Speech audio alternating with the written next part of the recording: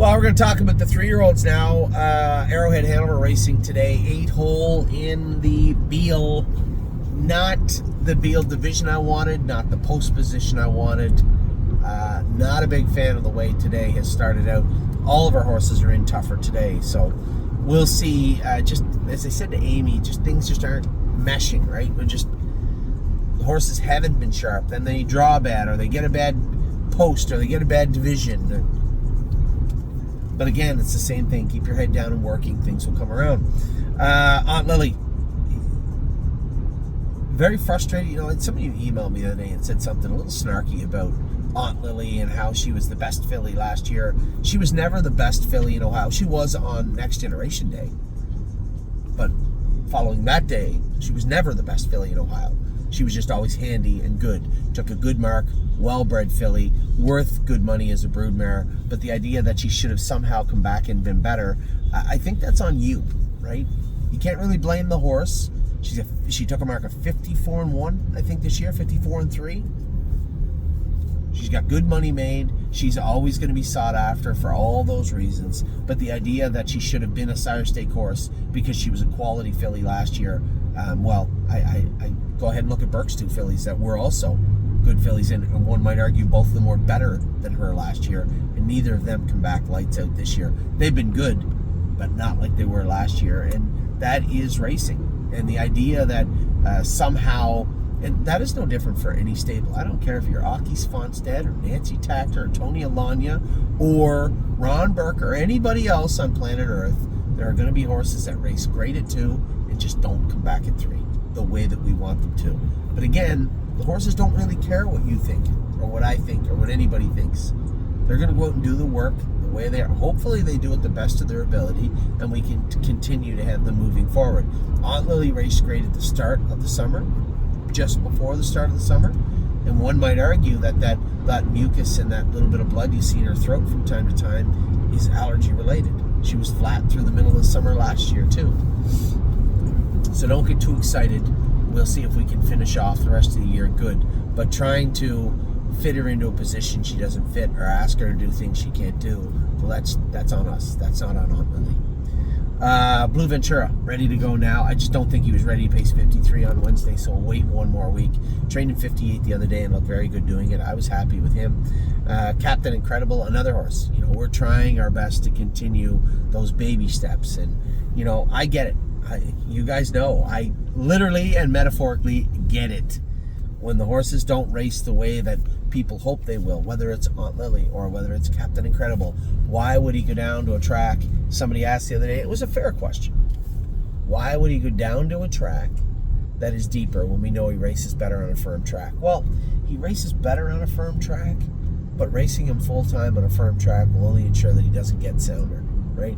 We have to allow for some sort of transition. We have to hope for a transition. Although I keep telling you, hoping and dreaming is a terrible way to enter or race horses or buy horses, because it is, there's always a component of it, right?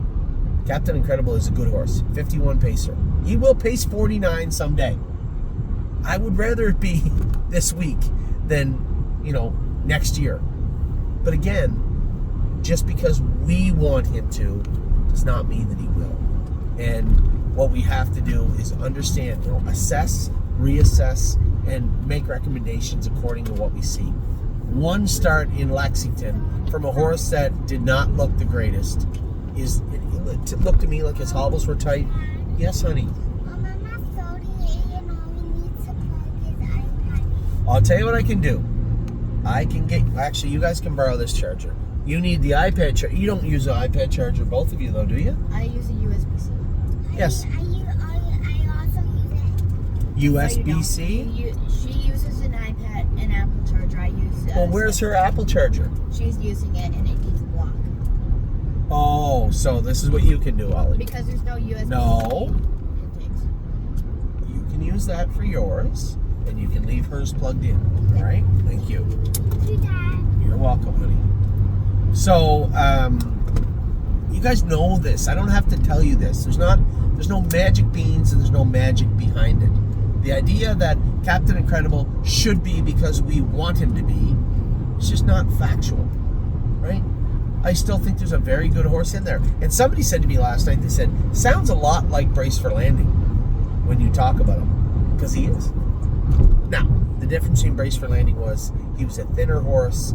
He had his issues with soundness. He wasn't as deep as Captain Incredible. Not his lungs, not his attitude, not his heart, not his determination. So, from me to you, no, it's not the same. It does sound the same, though. Very similar. But you and I both know the difference between a 49 and 51 pacer. The difference between what Time Is On My Side became last year and what he was supposed to be, if you look at his odds, it's razor thin, right? He went on the track at 50-1. He was supposed to finish 8th. Instead, he finished 2nd. Instead, he finished 3rd. Instead, he won. Instead, he finished 4th. The doing sometimes is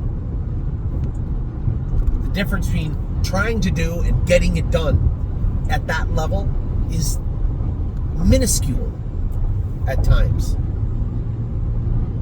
And I had told that to one of our clients. I had said to him, I said, well, sir, you were the one that said Time Is On My Side didn't belong in the Houghton because he didn't belong in the Graduate, but it was a check for $48,000 that was written for him finishing 2nd. Because it's not like racing overnights, right? We know who belongs in the numbers of 2, 3, 4, 5. It's pretty constant. We know if we belong, we know if we don't. We know what horses we can buy that do belong, and we know which ones do not. It's not quite the same when you're at that top level. The difference between doing and trying to do is a length, 2 lengths, a couple of fifths of a second at the most sometimes. The difference between 48 and 49 and 3 is 1st and 9th. You just never know. So it is a little harder. And I'll be the first to admit it. I'm not trying to sugarcoat the entire Captain Incredible situation. But the reality is, for those of you who know, I don't have to sugarcoat it. It's racing. He'll either become the horse we want him to, or he will not. And there's nothing we can do about it. I know there's people at home saying, well, we could give them to a different trainer. Sure, we could. We could give all the horses to different trainers. We just take all the horses away from all our trainers and give them to the people that train the best or train the fastest, supposedly. We could race them with them, and if they don't work out, then we'll change all the drivers. We'll change the feed, the hay. We'll change the shoes every week until we get what we want, I guess. It doesn't work that way. It does sometimes. Not all the time. And I'm not going to hit the panic button on Captain Incredible because I don't have to. We're going to let his hobbles out 2, 3, 4 holes next week. We're going to train him up. We're going to bring him back. We're going to see if he looks like he belongs. And if he doesn't, then we're going to pivot. He's going to go back to the Meadows. Or he's going to go to Mohawk. Or he's going to go wherever. Good news is he's a fast horse. We should be able to find spots to race him. And I think that's the key. You know, we will move from hopes and dreams to, I was going to say exit strategy, but I don't think there's any need to exit from a good horse. But pivot to a more realistic strategy. But those aren't knee-jerk reactions that need to happen now. Right? Because I can snap. Do you want to learn how to snap? I know how to snap. Ooh, pretty good. Pretty good. Do you know how to whistle? No. Okay, hold on. So Chicago Hall, I told Dominic the other day, if he races flat, 7 days off. If he races poor, 7 to 14 days off in the field next week. He's been going all year. So a little bit of R&R. The only reason he's in and not out this week is because I spoke to Dominic a little late. It was my fault. But he is 5-1 on Monday, so we'll see how he races. Foxy Seaside, you want to know how tough the Buckeye division is? I literally, in my head, I thought Foxy Seaside would be 3-4-1. I thought the Gorgeous Package would be 3-4-1 in their Buckeye this week at Northfield on their home track. And instead, I open it up. Foxy Seaside is 25-1 in the Buckeye, coming off a first in 55 and 2 seconds in 54. Gorgeous Package is 5-1 from the rail in her Buckeye. Yeah, So being 25-1 means if you bet $2. Oh, I thought you said 5-1. No, 5-1 is okay. That's a minor long shot. 2-1 is. 2-1 would be the favorite, like 9-5, 4-5, 6-5. Those are all saying this horse should win. 5-1's like, if things go her way, maybe he can wiggle through and get the job done. 25-1's like, you don't have a shot. Now, maybe they don't know the horse, but her best races were her last 3 for the most part. So what you see is what you get, according to Foxy Seaside. That may or may not be accurate, but 25-1 was shocking to me. The good news is we have a great class for it. The bad news is it doesn't appear it's the Buckeye. But that's how tough these stake races are. Freedom Hill, same thing. Back and short. I don't know if racing her tonight was the best course of action, but I'm so cautious to say historically speaking now. Historically speaking, it always worked very well for us, for these 3-year-olds. You know, when they fit these non-winners, coming into a stake race, pop them right back in, bang, get the job done. But Freedom Hill is turned into a habitual bridesmaid, a known offender. But who knows? We'll see how she races tonight. Gaslight Hall is back in Ohio. He's back in to go Wednesday. I don't think there's a need to run him right back to Ontario. He fits the final of the or the consolation of the. There's no consolation, I think. We already talked about this, didn't we? I believe. Yes, there's no consolation in Ontario. I'm losing my mind. I'm having an argument with myself. But, you know, truthfully speaking, again, grassroots are going to go 53. Sire Stake's going to go 50, whatever. He's sitting 5th right now. If he's racing good between now and the Sire Stakes, and we decide we want to race him in it, then we will, I suppose. I have to check and make sure he's raced in enough flags also. But there's no real, who cares? You go back and race it 10 trillion to 1. But we'll see. We'll see. The sky is still, well, not the sky. Lots of avenues, let's say, for Gaslight Hall still. Gorgeous Package, although she might be 5-1 from the rail tonight, it might be a minor. That might be her kind of MO in the Buckeye. She's a 5-1 Buckeye filly. That's good. We still have the class at Foxy Seaside's in. Those fillies there will dominate that class until they no longer are allowed to race in them. And both are quality fillies, so we'll see how they race this week. Grand Slam Dio did not get in. I'm almost tempted, as I say her name out loud, just to kick her out for another 2 weeks until we can get classes for her and Melisandre sorted out. I understand that people want to see them race, but I want to see them win, right? And just entering horses racing at 25-1 is going to ensure that things don't come around. I guarantee it. 5-1 has to be the at most highest odds for us over the next little while to get our horses back on track, and 25-1 is not a place to start doing that. So there is a chance as I drive down the road and I get to Ohio, I may just change my mind and say, hey, take that filly out to the field too for a couple of weeks. Manhattan Money 3-1 in the Meadows on Tuesday. I'm not going to be back in time to go to the Meadows on Tuesday. I'm going to be on my way back from Kentucky on Tuesday. Melisandre, we just talked about her. She's out in the field. Her and Grand Slam Dio, their biggest claim to fame moving forward will be as broodmare prospects, right?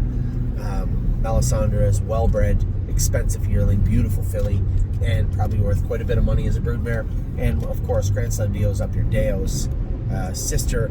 You have that Muscle Hill line. She's a propulsion out of a very, very good family. I suspect she's worth quite a bit of money also. Memento Mori is in Ontario now. Just get him fat. I'd like to take 2 weeks, get some weight on this colt. That is whoever has him, Teresa's job, I guess. Teresa has the horse. That's Teresa's job. Get the weight on Memento Mori. Nassau will come back in the next couple of days. We'll start him back up and get him ready also. Raging Hanover, our newest horse. My apologies. Thank you for Lonnie for pointing it out. The Meadowlands is not closed. I'm used to the Meadowlands closing after Hambo Day. Am I wrong? Did they not always do that? It's open till September now. So those classes are there. We'll be able to race him in New York or New Jersey. But he's been racing well, and I suspect that will continue.